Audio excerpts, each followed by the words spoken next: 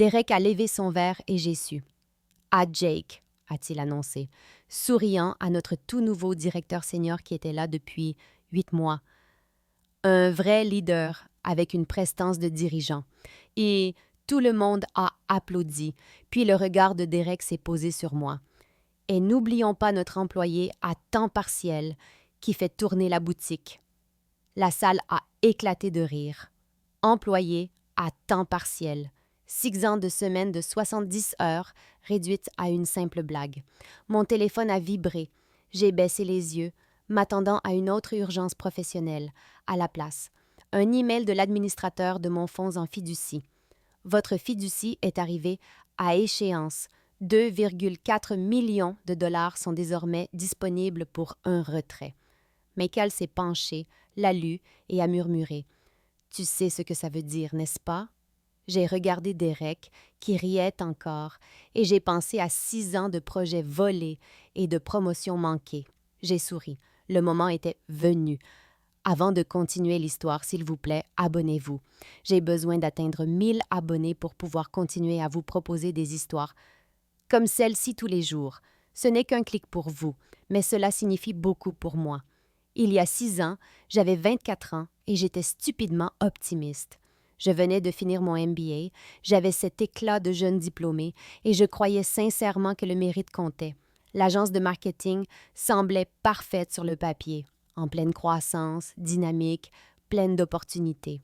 Derek était alors le vice-président du marketing et lors de mon entretien, il était tout ce que l'on pouvait souhaiter d'un patron, charismatique, vif, plein de sagesse sur la bonne manière de construire une carrière.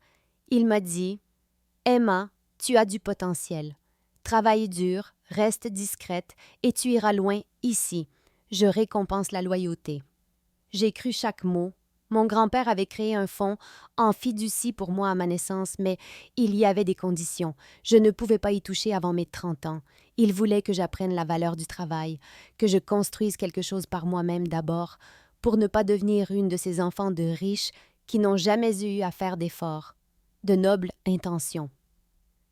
J'avais donc ce filet de sécurité auquel je ne pouvais pas accéder pendant 6 ans, ce qui signifiait que ce n'était pas vraiment un filet de sécurité du tout. Je devais m'en sortir seule. J'avais besoin de ce travail. J'avais besoin de faire mes preuves. Alors, je me suis jetée à corps perdu dans le travail. Les nuits, les week-ends, peu importe ce qu'il fallait. J'allais être l'exception. J'allais être celle que Derek promouvrait parce que j'étais tout simplement excellente. J'ai dit à mes parents que j'avais trouvé l'endroit parfait pour lancer ma carrière. Ma mère était si fière. Avec le recul, je vois exactement comment Derek me voyait, jeune, ambitieuse, reconnaissante et avec juste assez de pression financière pour être exploitable. Mais à l'époque, je ne voyais que des opportunités. En 6 mois, j'étais devenue la personne que tout le monde venait voir quand les choses tournaient mal. Un projet qui s'effondre 2 jours avant la présentation au client, appelé Emma. Quelqu'un a foiré les analyses et les chiffres n'ont aucun sens. Emma va arranger ça. Besoin de quelqu'un pour rester jusqu'à minuit pour reformater une présentation parce que l'associé qui devait le faire est parti à l'happy hour. Emma s'en occupe. Je me disais que c'était une bonne chose. Je devenais indispensable. Je me forgeais une réputation de fiabilité. En réalité, je devenais un paillasson avec d'excellentes compétences sur Excel. Mais les promotions allaient toujours à d'autres. Brian, qui passait plus de temps sur le terrain de golf qu'à son bureau, a été promu analyste senior. Il emmenait Derek boire un verre 2 fois par semaine et, d'une manière ou d'une autre, cela comptait plus que le fait que j'ai sauvé sa plus grande campagne d'un désastre total. Puis il y a eu Melissa, qui avait ce talent pour être au bon endroit, au bon moment, pour s'assurer que Derek voit ses succès et jamais ses échecs. Elle a été promue aussi. Et Chad, on parlera de Chad plus tard, mais croyez-moi, Chad est un cercle de l'enfer à lui tout seul. Chaque fois que le nom de quelqu'un d'autre était annoncé à la réunion générale, je sentais un petit pincement au cœur. Mais je le refoulais. Je me disais que je faisais mes armes. C'est ce que mes parents disaient toujours, n'est-ce pas? Rien de ce qui en vaut la peine n'est facile. Le travail acharné finit toujours par être reconnu. Garde le nez dans le guidon. Mon père était passé de simple employé du courrier à directeur régional en 20 ans. Lent, constant, loyal. C'était que le modèle que je connaissais. Alors j'ai gardé la tête baissée. J'ai continué à travailler plus dur, pensant que Derek finirait par le remarquer, que mon tour viendrait, que toutes ces nuits tardives, ces projets sauvés et ces problèmes résolus finiraient par compter. Je croyais vraiment que travailler plus dur était la solution, que si je prouvais un peu plus ma valeur, si je sacrifiais un peu plus, si je portais un peu plus de poids, alors j'obtiendrais enfin la reconnaissance que je méritais. C'est presque mignon de voir à quel point j'étais naïve, comme regarder quelqu'un marcher lentement dans des sables mouvants en pensant être sur un sol solide. Après 3 ans, Derek a été promu directeur du marketing. Vous voulez savoir comment? J'ai écrit la présentation qui lui a valu ce poste. Chaque diapositive, chaque argument, chaque métrique impressionnante et chaque vision stratégique, c'était moi. J'y ai passé 3 semaines, travaillant nuits et week-ends pour faire passer Derek pour un génie du marketing capable de mener tout le département vers une nouvelle ère. Il l'a répété devant moi 6 fois. Je lui ai donné des notes sur son élocution. Je lui ai dit quel membre du conseil d'administration regardait dans les yeux. Je l'ai coaché sur les questions qu'il poserait. Et il a assuré. Il a obtenu le poste de CMO et une augmentation de 30%. Le jour où cela a été annoncé, il m'a appelé dans son bureau. « Emma, je n'aurais pas pu faire ça sans toi, » a-t-il dit, l'air sincère et reconnaissant. « Je veux que tu le saches. Et quand je commencerai officiellement le mois prochain, le poste d'analyste senior est à toi. Tu l'as mérité. » J'en ai eu les larmes aux yeux. Enfin. 3 ans à me tuer à la tâche et enfin quelqu'un le voyait, le reconnaissait, le récompensait. J'ai appelé mes parents ce soir-là. Ma mère a pleuré. Mon père a dit qu'il était fier de moi.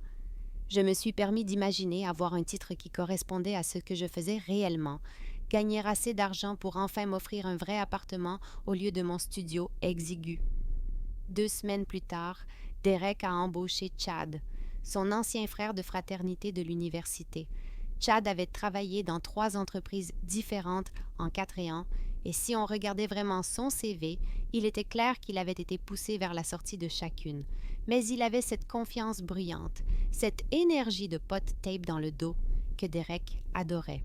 Chad a été engagé comme analyste senior, mon poste, et placé directement au-dessus de moi. Quand j'ai interrogé Derek sur sa promesse, il s'est penché en arrière dans son fauteuil et a souri. « Emma, tu es trop précieuse là où tu es. Tu es mon arme secrète. Chad a besoin de soutien pour se mettre à niveau, et tu es la seule en qui j'ai confiance pour le former. C'est en fait un compliment. Un compliment. Ma charge de travail a doublé du jour au lendemain. Je devais faire mon propre travail, qui était déjà celui de 2 personnes, plus former Chad, corriger ses erreurs et lui donner l'air compétent devant Derek. Chad prenait des et partait à 4 heures. Je restais jusqu'à 9 heures pour nettoyer derrière lui. Et Derek pensait que tout était parfait. Son frère de fraternité avait un boulot de tout repos et son arme secrète était trop reconnaissante et trop effrayée pour démissionner. J'ai rencontré Michael 4 ans après le début de ce cauchemar, même si je ne savais pas encore que c'en était un. Je pensais juste que j'étais fatiguée. Il était ingénieur logiciel dans une start-up technologique et nous nous sommes rencontrés à la fête d'anniversaire d'un ami commun. Ce qui m'a immédiatement frappée, c'est à quel point il semblait détendu. Il quittait le travail à 6 heures. Il ne vérifiait pas ses emails à la fête. Quand quelqu'un lui a posé une question sur un projet, il a dit « Je penserai à ça lundi », puis il n'y a tout simplement pas pensé. C'était comme regarder quelqu'un parler une langue étrangère. Nos 2 premiers rendez-vous étaient super. Il était drôle, gentil et écoutait vraiment quand je parlais. À notre 3e rendez-vous, j'ai dû annuler 1 heure avant notre rencontre. Urgence au travail. Lui ai-je texté. Je suis vraiment désolée. Crise client. Il a répondu. Pas de souci. On remet ça? Mais quand nous avons reprogrammé et que je me suis excusée à nouveau, il a demandé « Combien d'urgences une seule entreprise peut-elle avoir? » J'ai ri pour détourner la question. Tu sais ce que c'est. Le marketing ne dort jamais. Sauf qu'il ne savait pas ce que c'était, parce que dans son entreprise, le travail respectait réellement les limites, mais il n'a pas insisté. Il a continué à remarquer cependant, À notre 5e rendez-vous, Derek m'a appelé pendant le dîner. J'ai répondu. Michael m'a regardé gérer une crise. Chad avait envoyé la mauvaise présentation à un client, que je devais régler immédiatement. J'ai passé 40 minutes dans les toilettes du restaurant, sur mon ordinateur portable. Quand je suis revenue, Michael a simplement dit « Ton plat est froid. Je t'en ai commandé un autre. » Pas de jugement, mais quelque chose dans ses yeux avait changé. Nous passions les week-ends ensemble et je travaillais la moitié du samedi. Nous planifions un voyage et j'étais sur mon ordinateur portable à l'hôtel. Je rentrais à la maison à 22 heures, un mercredi, épuisée et abattue, et Michael faisait réchauffer le dîner sans poser de questions. Mais je le sentais m'observer, avec cette expression sur son visage, comme s'il essayait de résoudre une équation qui n'avait aucun sens.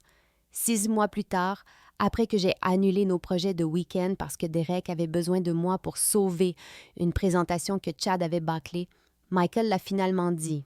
« Emma, quelque chose ne va vraiment, vraiment pas ici. » Je lui ai dit qu'il ne comprenait pas, que c'était ainsi que fonctionnaient les industries compétitives, que j'étais en train de construire quelque chose.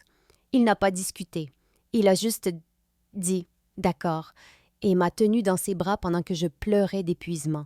Mais je savais qu'il ne me croyait pas, et quelque part au fond de moi, je commençais à me demander si je me croyais moi-même. Le schéma était devenu un cycle sur lequel je pouvais régler ma montre. Je réalisais quelque chose de majeur, Derek s'en attribuait le mérite, je recevais une tape dans le dos, et on recommençait. La 4e année, j'ai dirigé la campagne qui nous a permis de décrocher Hawthorne Industries, un contrat de 2 millions de dollars, notre plus gros client de l'époque. J'ai développé toute la stratégie. Je l'ai présentée moi-même à leur directeur marketing. J'ai constitué l'équipe et je l'ai exécutée sans faille. 3 mois de ma vie. Derek l'a présentée au conseil d'administration comme sa vision. « J'ai vu une opportunité », leur a-t-il dit. Et j'ai monté une équipe pour la mettre en œuvre. Je n'étais même pas dans la pièce. La 5e année, j'ai restructuré tout le département d'analyse. L'ancien système perdait de l'argent à flot, licences de logiciels en double, flux de travail inefficace, des gens faisant manuellement ce qui pouvait être automatisé. J'ai passé 4 mois à tout analyser, j'ai appris de nouveaux systèmes, j'ai créé des protocoles de formation, j'ai géré la transition. J'ai fait économiser à l'entreprise 300 000 $ par an, des économies documentées et mesurables. Derek a reçu un bonus de 60 000 $ pour excellence opérationnelle. J'ai été convoquée dans son bureau où il m'a remis une carte cadeau Starbucks de 25 $ et un trophée en verre qui disait « Joueuse d'équipe du trimestre ». Il semblait vraiment fier de lui de s'en être souvenu. « Tu es l'épine dorsale de cette boîte, Emma, a-t-il dit, comme si c'était censé être suffisant. J'ai toujours ce trophée. Je pense que la bougie que j'ai offerte à ma mère pour Noël a coûté plus cher. Michael a commencé à poser des questions auxquelles je ne pouvais pas répondre. « Pourquoi acceptes-tu ça ?» demandait-il après que je lui ai parlé d'un autre projet volé, d'un autre mérite refusé.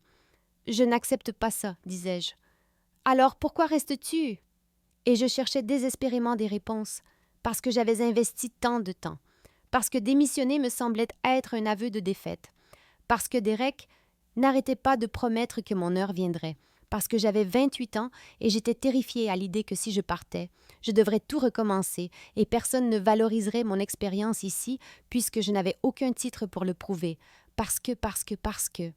Mais la vérité était plus simple et plus pathétique. Je restais parce que je ne pensais pas avoir le choix. Le fonds Amphiducie n'arriverait à maturité que dans 1 an.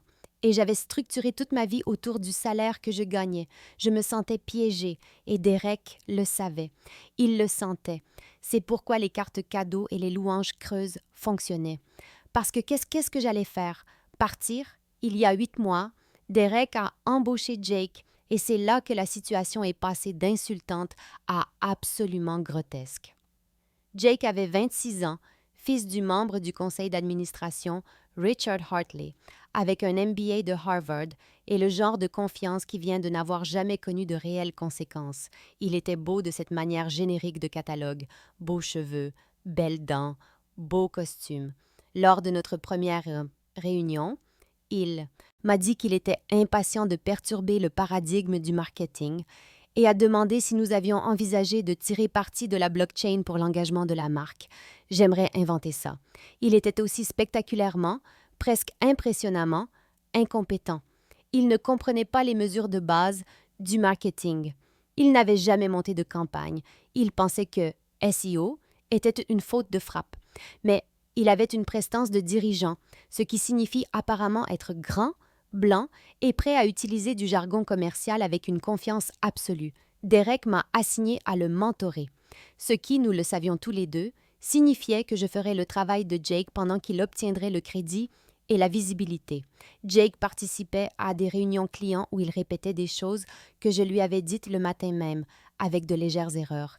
Il allait à des parties de golf et à des événements de réseautage. Il partait à 4 heures pour aller à la salle de sport.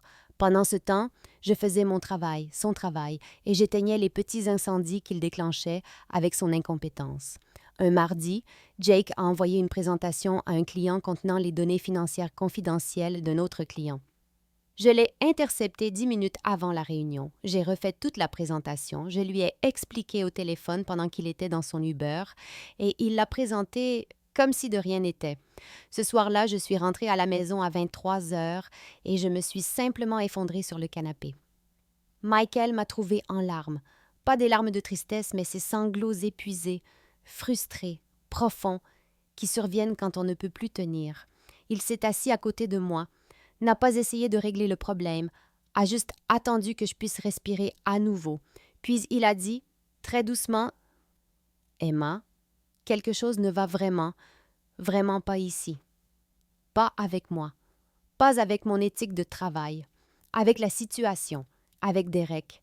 Avec l'entreprise. Avec ce qu'il me faisait. C'était la première fois que quelqu'un le nommait aussi clairement. J'ai essayé de le défendre. Par habitude, je suppose.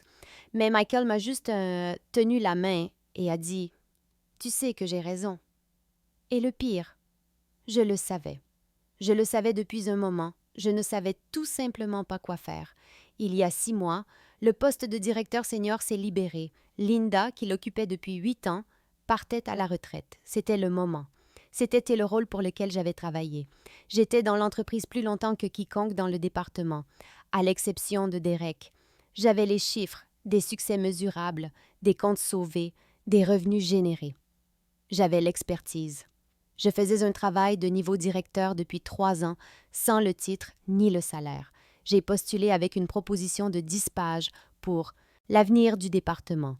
J'y décrivais de nouvelles stratégies, identifiais des opportunités de croissance, proposais des changements structurels qui augmenteraient l'efficacité de 20%. J'ai passé 2 semaines sur ce document. Il était bon. Il était vraiment bon.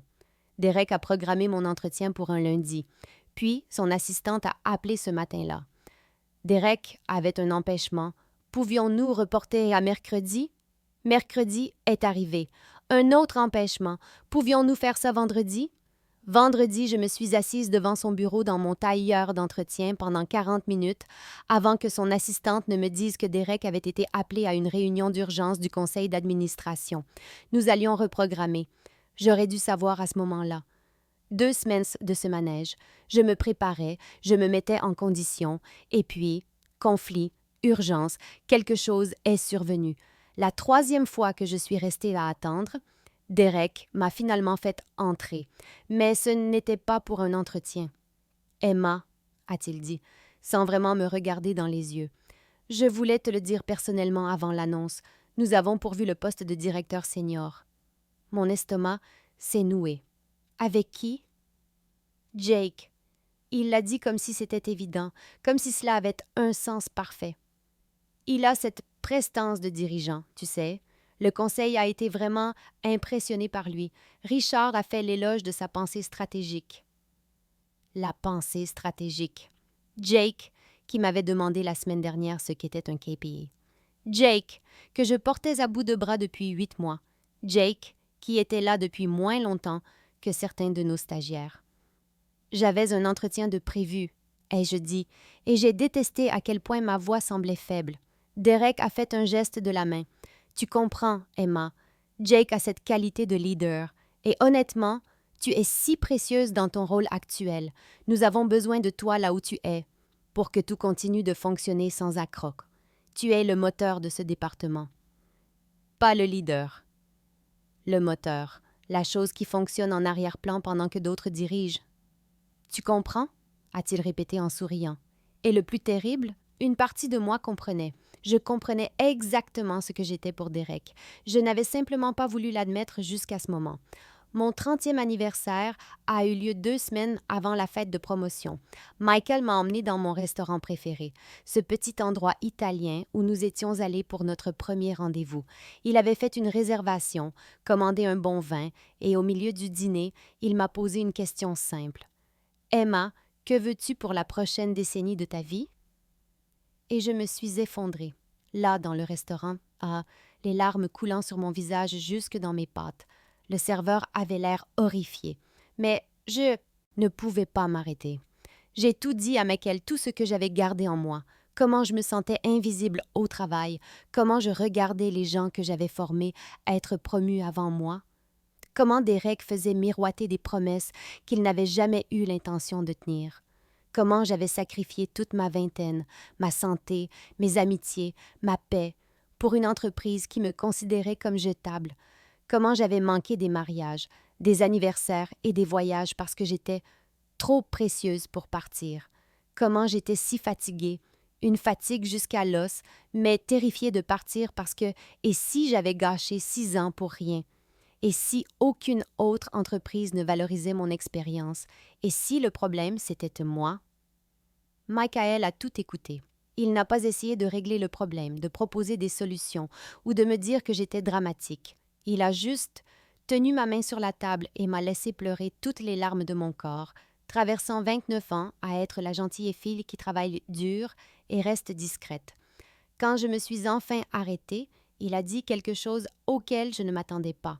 « Ton fonds en fiducie arrive à échéance dans 2 semaines. » J'avais honnêtement presque oublié. C'était resté une chose abstraite pendant si longtemps, à 6 ans, puis 5, puis 4, que j'avais cessé d'y penser comme à quelque chose de réel. 2 semaines, a répété Michael. C'est 2,4 millions de dollars. Emma, tu as des options. Tu as toujours eu des options, mais maintenant tu as les ressources pour les exercer sans crainte. J'ai commencé à protester. Le fonds était censé être pour les urgences, pour une maison un jour, pour la sécurité. C'est une urgence, a dit Michael doucement. Peut-être pas le genre que ton grand-père imaginait, mais regarder quelqu'un détruire systématiquement ta confiance et voler ton travail, c'est une urgence.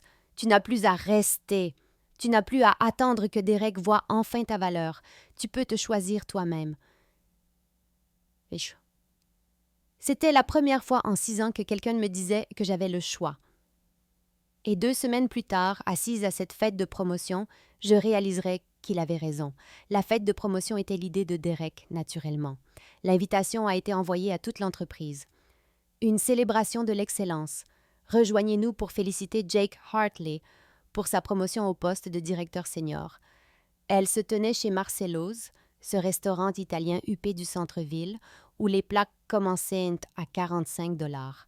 L'entreprise payait la note, ce qui signifiait que Derek pouvait paraître généreux sans dépenser son propre argent. J'ai failli ne pas y aller. J'ai passé 1 heure à regarder mon placard, essayant de me convaincre que j'avais une intoxication alimentaire, une migraine ou littéralement n'importe quelle excuse pour éviter de voir Jake être célébré pour un travail qu'il n'avait pas fait.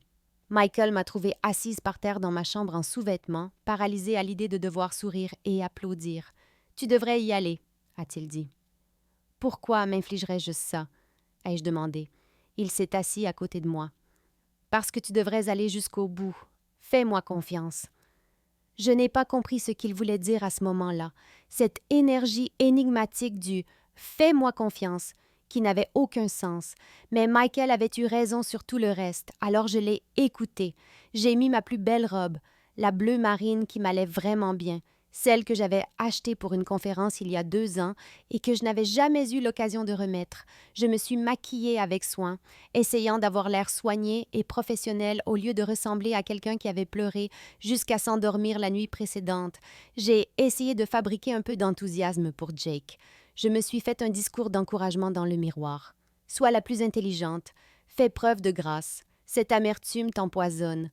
Peut-être que si tu es sincèrement heureuse pour lui, Derek verra ta maturité et te respectera enfin. » Même en le pensant, je savais que c'était pathétique, mais j'essayais vraiment d'être quelqu'un qui pouvait assister à sa propre humiliation avec dignité. Michael nous y a conduits. Il était silencieux, ce qui ne lui ressemblait pas. Il me jetait des coups d'œil avec une expression que je ne pouvais pas déchiffrer. Quand nous sommes arrivés au restaurant, il m'a serré la main. « Souviens-toi, » a-t-il dit, « tu as des options maintenant. » Je pensais qu'il voulait dire que je pouvais partir plus tôt, si cela devenait trop insupportable. Je n'avais aucune idée de ce qui allait réellement se passer. Nous sommes entrés, et Derek était là, tenant le haut du pavé au centre de la pièce, Jake à ses côtés souriant comme s'il avait réellement mérité quelque chose, et mon estomac s'est tordu d'un ressentiment si fort que je pouvais le goûter. Derek était dans son élément, debout au centre de la pièce avec Jake à ses côtés, tel un père fier lors d'une remise de diplôme. Il racontait des histoires bruyantes, animées, complètement fictives, sur la brutale découverte du talent brut de Jake et le fait de te prendre un risque sur son potentiel. Vous savez, quand j'ai rencontré Jake pour la première fois, dit Derek en gesticulant avec son whisky, j'ai vu quelque chose de spécial. Cette faim, cette ambition, cette pensée innovante. J'ai dit à Richard, le père de Jake, membre du conseil d'administration Richard Hartley, j'ai dit « Donnez-le-moi 6 mois et je vous développerai un futur CMO. » 6 mois. Jake était là depuis 8 mois et pendant 6 d'entre eux, j'avais fait son travail. Mais bien sûr, Derek l'avait développé. Je me tenais dans un coin avec Michael, sirotant un gin tonic que je ne buvais pas, observant cette performance. Autour de nous se trouvaient tous les collègues qui avaient bénéficié de mon travail au fil des ans. Brian, que j'avais sauvé d'un suicide professionnel au moins 2 fois, était soudainement très intéressé par la table des amuse-gueules. Melissa riait aux histoires de Derek, sans me regarder. Et Chad, mon Dieu, Chad était maintenant directeur. Il avait été promu l'année dernière. Chad, qui ne pouvait toujours pas expliquer la différence entre la portée et les impressions. Chad, que je portais à bout de bras depuis le premier jour. Il avait échoué vers le haut sur mes projets pendant 3 ans et maintenant il gagnait 40 000 $ de plus que moi et avait un bureau avec une fenêtre. Il a croisé mon regard de l'autre côté de la pièce et a levé son verre avec ce petit sourire suffisant, comme si nous partagions la même blague. Nous ne partagions pas la même blague. La main de Michael était posée sur le bas de mon dos, stable et rassurante. « Respire », a-t-il murmuré. Je n'avais pas réalisé que j'avais arrêté. Derek continuait, parlant de la vision stratégique de Jake pour le département, de sa perspective nouvelle, de ses instincts de dirigeant. Chaque mot était un couteau, chaque compliment était pour un travail que j'avais fait, des stratégies que j'avais développées, des instincts que j'avais appris à Jake à simuler, et tout le monde dans cette pièce le savait. Ils le savaient tous, mais personne n'allait rien dire, parce que c'était comme ça que ça fonctionnait ici. Garder la tête baissée, ne pas faire de vagues, se sacrifier sur l'autel de l'esprit d'équipe, et peut-être, un jour, ce serait vous qui obtiendriez la promotion imméritée. J'ai senti Michael se raidir à côté de moi. « C'est bientôt l'heure », a-t-il murmuré. Je ne savais pas ce qu'il voulait dire. Puis Derek a levé son verre plus haut, se balançant légèrement. Il était ivre. Pas ivre-mort, mais de cet état d'ivresse détendue et bruyante où les filtres disparaissent et la vérité sort de travers. « À Jake », a-t-il annoncé, et la salle a levé son verre. Un vrai leader avec une prestance de dirigeant. Quelqu'un qui comprend ce qu'il faut pour faire avancer un département. Sa vision, son ambition, son leadership stratégique, c'est exactement ce dont nous avons besoin au niveau supérieur. Tout le monde a applaudi. Jake a fait ce signe de tête humble, mais pas vraiment, acceptant les louanges pour un travail qu'il n'avait jamais fait. Puis les yeux de Derek ont balayé la pièce et se sont posés sur moi. J'ai vu la scène se dérouler. J'ai vu la pensée se former derrière ses yeux vitreux d'alcool. Je l'ai vu penser qu'il était sur le point de dire quelque chose d'hilarant. Et n'oublions pas, a-t-il dit en me pointant du doigt avec son verre, notre employé à temps partiel qui fait tourner la boutique. La salle a ri. Pas des rires incertains, de vrais rires, comme si c'était vraiment drôle, employé à temps partiel. J'ai senti le mot me frapper comme un objet physique. Employé à temps partiel. J'avais travaillé plus d'heures que n'importe qui dans cette pièce. J'avais travaillé plus d'heures que Derek, que Jake, que Chad, qu'eux tous réunis.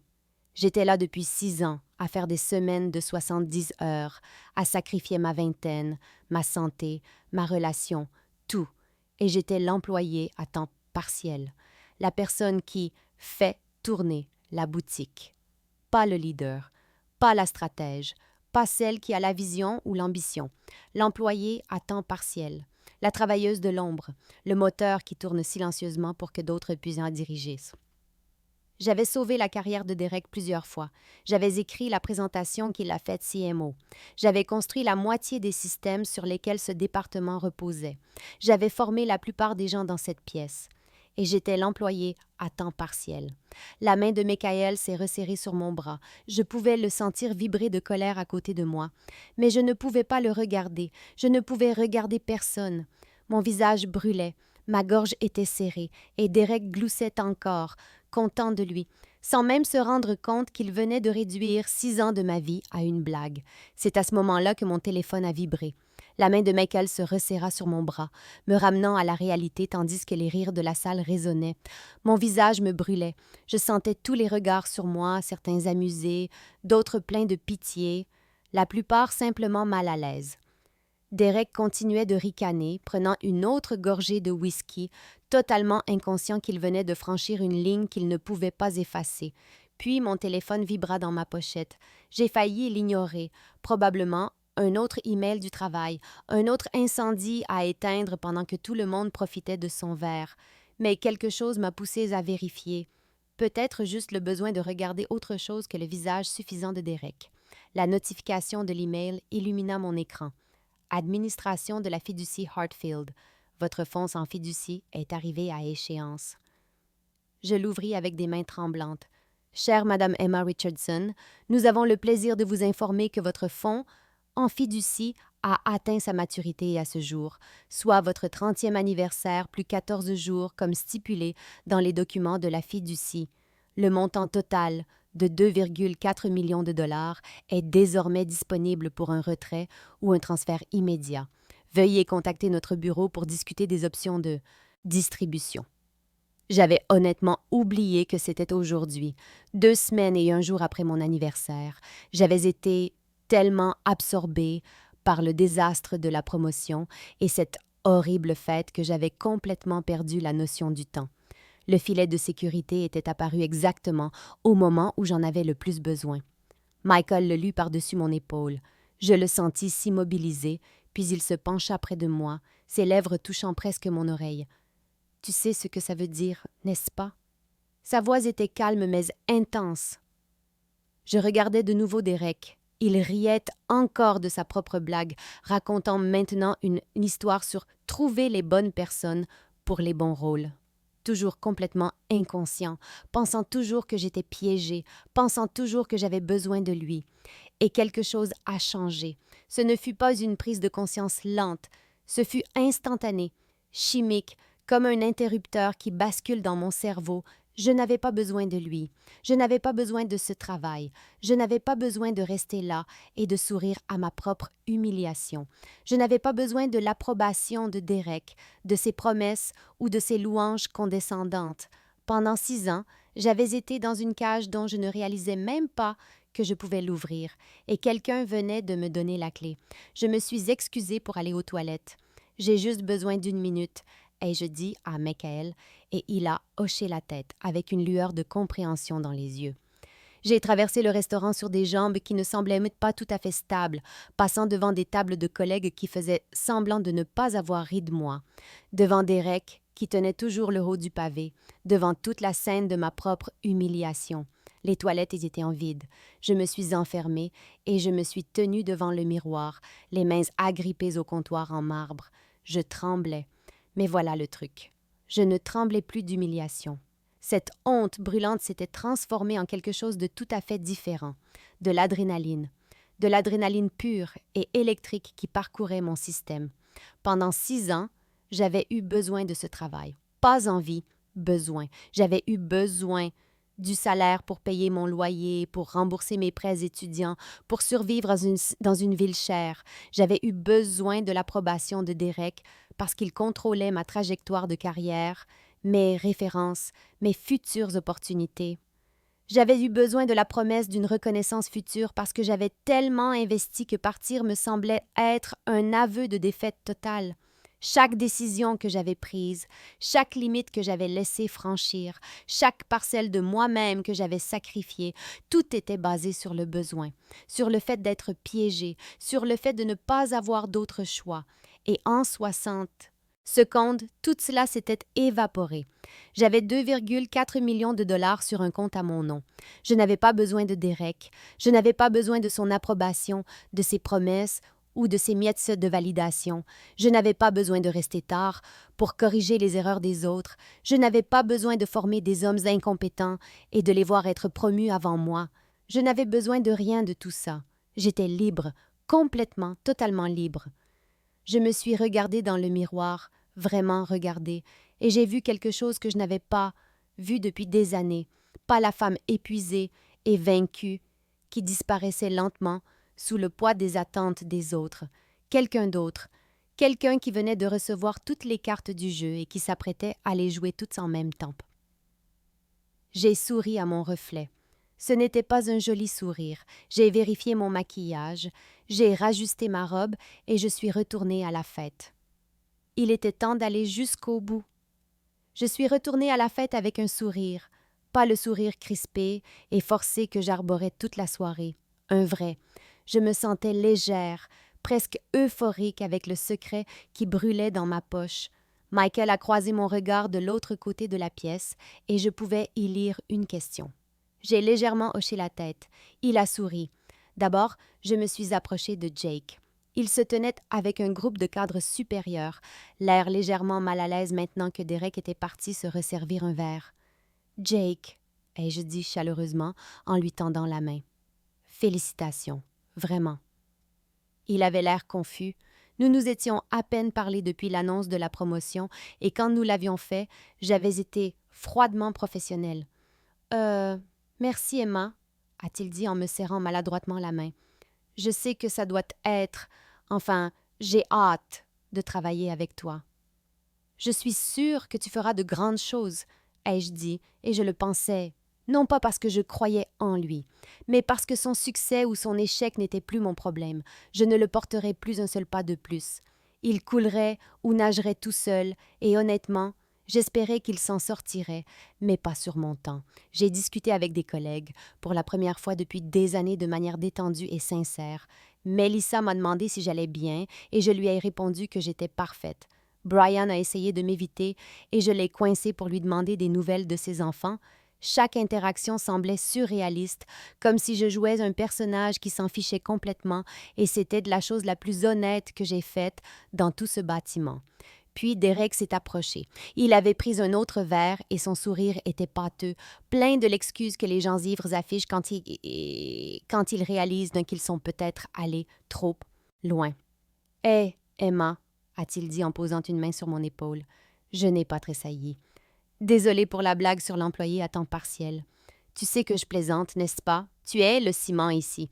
Cet endroit s'effondrerait sans toi. Le ciment, pas le leader, pas la directrice. Le ciment qui maintient le succès des autres. Je sais exactement ce que je suis ici, Derek, ai-je dit en souriant sereinement. Quelque chose dans mon ton l'a mis mal à l'aise. Sa main a glissé de mon épaule. Son sourire a vacillé. « C'est bien, » a-t-il dit. « Bonne discussion. » Il a reculé et je l'ai regardé partir, toujours en souriant. Le visage de Derek passa par plusieurs couleurs. Rouge, puis blanc, puis une combinaison tachetée des deux. « Tu ne peux pas démissionner maintenant, » dit-il, sa voix ayant monté d'une demi-octave. « Nous sommes en plein milieu de la campagne Hawthorne, celle que je veux dire, celle que nous menons. » Et voilà. Le lapsus. L'aveu qu'il savait exactement qui gérait réellement ce compte à 2 millions de dollars. Je hochai lentement la tête, laissant le silence s'étirer. Oui, la campagne Hawthorne, celle que j'ai créée de toutes pièces, présentée moi-même à leur directeur marketing et que j'exécute depuis 3 mois. La campagne que Jake pense être axée sur la disruption de la marque parce que c'est la seule phrase qu'il a retenue du brief que j'ai écrit. Derek ouvrit la bouche. Je continuai. Jake n'y connaît rien, Derek. Il ne connaît pas les objectifs trimestriels du client. Il ne connaît pas le calendrier de contenu. Il ne sait pas quels livrables sont dus quand, ni qui sont les parties prenantes. Il s'est présenté à une seule réunion et a dit synergie 4 fois. Patricia fit un petit bruit qui aurait pu être un rire étouffé. Et toi non plus, en fait, continuai-je, regardant Derek droit dans les yeux. Tu sais que nous avons le compte, tu sais qu'il vaut 2 millions par an, tu sais que ça te fait bien voir par le conseil. Mais si je pars aujourd'hui, tu ne pourrais pas dire à l'équipe de Hawthorne ce que nous livrons la semaine prochaine, même si ton poste en dépendait. Ce qui, en fait, pourrait être le cas. Derek me dévisagea comme s'il me voyait pour la première fois. Pas Emma le moteur, pas Emma le ciment, pas Emma l'employée à temps partiel qui fait tourner la boutique. Emma qui dirigeait la moitié de son département, pendant qu'il s'en attribuait le mérite et embauchait des hommes incompétents à des postes supérieurs aux siens. Emma qui savait où tous les cadavres étaient enterrés parce qu'elle en avait enterré la plupart elle-même. Emma qui pouvait partir et tout regarder s'effondrer. Alors, je suppose que tu as une décision à prendre, dis-je aimablement. La RH regarda Derek. Derek me regarda avec quelque chose qui ressemblait à de la peur. Bien, ils ont tout essayé. Derek changea de tactique comme un vendeur désespéré, passant en revue ses plus grands succès de manipulation. D'abord, le charme. Il se pencha en arrière, m'offrit ce sourire qui avait fonctionné il y a 6 ans, quand j'avais 24 ans et était avide de plaire. Emma, voyons, tu fais partie de la famille ici. Nous avons traversé tant de choses ensemble. Ne gâche pas tout ça pour une mauvaise blague. La famille. J'avais manqué le mariage de ma meilleure amie parce que Derek avait besoin que je corrige une présentation un samedi. Une famille ne fait pas ça. Ensuite, ils ont essayé la culpabilité. Patricia est intervenue avec cette forme de préoccupation manipulatrice propre au RH. Et l'équipe, Emma, ils comptent sur toi. Chad, Brian, même Jake, ils vont avoir du mal sans ton soutien. L'équipe. L'équipe qui avait ri quand Derek m'avait traité d'employé à temps partiel. L'équipe qui m'avait vu me faire doubler encore et encore sans rien dire. L'équipe qui avait profité de mon travail pendant que je restais invisible. Cette équipe-là, ils se débrouilleront, ai-je dit. Puis vint le désespoir. La voix de Derek se brisa légèrement. Donne-nous juste 2 semaines. 2 semaines pour tout transférer, pour trouver une solution de remplacement. Tu ne peux pas nous laisser en plan comme ça. 2 semaines pour qu'ils puissent se dépêcher de documenter tout ce que je savais, extraire les dernières gouttes de valeur de moi, puis rejeter mes conditions de toute façon. 2 semaines pour qu'ils puissent trouver un moyen de faire en sorte que ce soit ma faute. Je me suis levée. Mes conditions. Où je pars. Vous avez jusqu'à la fin de la journée. C'est 17 heures. Je serai à mon bureau. J'ai pris mon dossier et je suis sortie, les laissant assis là dans un silence stupéfait. Mes mains tremblaient à nouveau, mais cette fois, c'était de l'adrénaline pure et quelque chose qui ressemblait dangereusement à de la joie. Michael attendait sur le parking. Il avait pris sa journée pour être avec moi, assis dans sa voiture à lire un livre comme mon chauffeur personnel pour l'évasion. Je me suis glissée sur le siège passager et il m'a regardé, attentif et plein d'espoir. « Comment tu te sens ?» a-t-il demandé.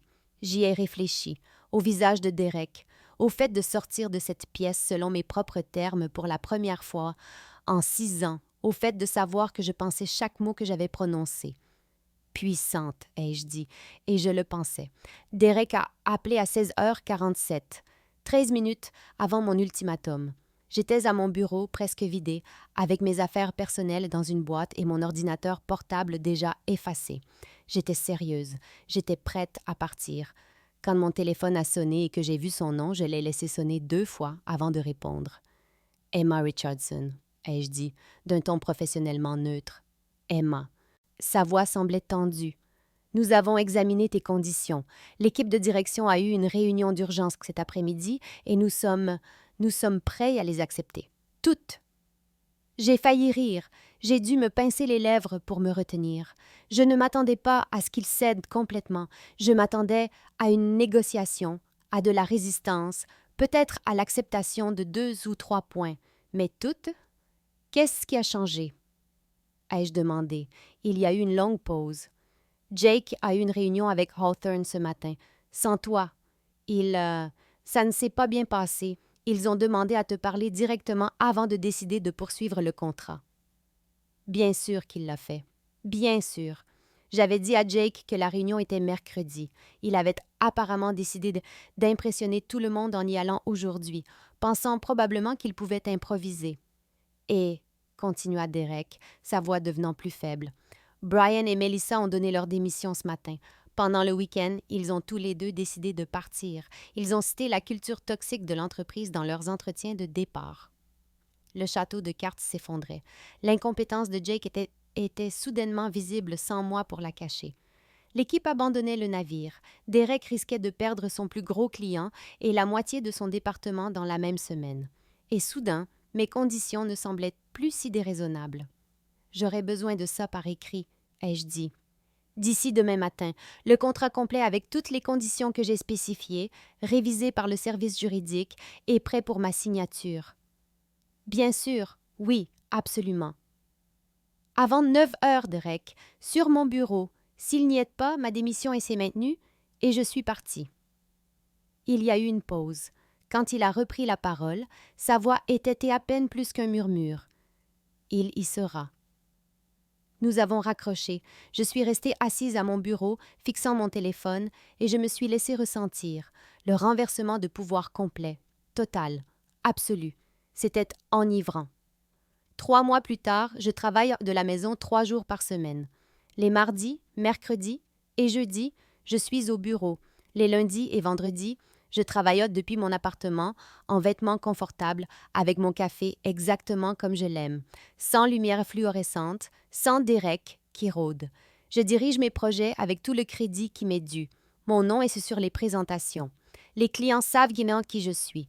Quand Hawthorne a signé le renouvellement de leur contrat, ils ont spécifiquement demandé que je reste leur contact principal. C'est écrit noir sur blanc. Jake a été discrètement transféré à un rôle de projets spéciaux, environ 6 semaines après mon retour. Les projets spéciaux sont le purgatoire de l'entreprise. Vous êtes toujours employé, toujours payé, mais tout le monde sait que vous avez été mis sur la touche. Il est maintenant sous la responsabilité de Chad, ce qui est une ironie en soi. J'ai entendu dire qu'il cherche des postes dans d'autres entreprises. Je lui souhaite bonne chance. Vraiment. Ce n'était qu'un gamin qui a été placé dans une position pour laquelle il n'était pas prêt par un père qui a tiré les ficelles. Ce n'est pas vraiment de sa faute. Derek me traite maintenant avec un respect prudent, à la limite de la peur, en fait. Il me demande la permission avant de m'assigner à quoi que ce soit. Il me met en copie des emails au conseil d'administration concernant les succès du département. Il a approuvé ma demande pour une nouvelle embauche sans poser de questions. Nous ne sommes pas amis. Nous ne le serons jamais. Mais nous avons une relation professionnelle fonctionnelle basée sur des limites claires et des attentes documentées. Ça fonctionne. Emma ne jubile pas. Je n'en ai pas besoin. Le travail parle de lui-même. Michael m'a demandé récemment si je regrettais de ne pas avoir simplement démissionné, si j'aurais souhaité être partie et avoir recommencé à zéro ailleurs. Non, je lui ai répondu. J'ai mérité ce poste. J'ai fait le travail. J'ai bâti les relations avec les clients. J'ai créé les systèmes. J'ai juste dû arrêter d'attendre que quelqu'un me le donne et le prendre moi-même. Le fonds en fiducie est placé dans des investissements, croissant tranquillement. Je n'y ai pas touché. Je n'en ai pas besoin maintenant. Mon salaire couvre tout confortablement et je commence enfin à mettre de l'argent de côté.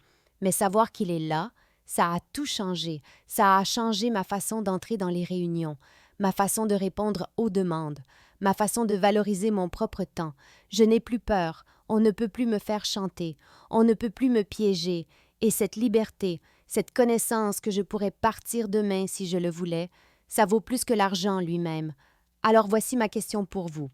Suis-je allé trop loin ou pas assez loin?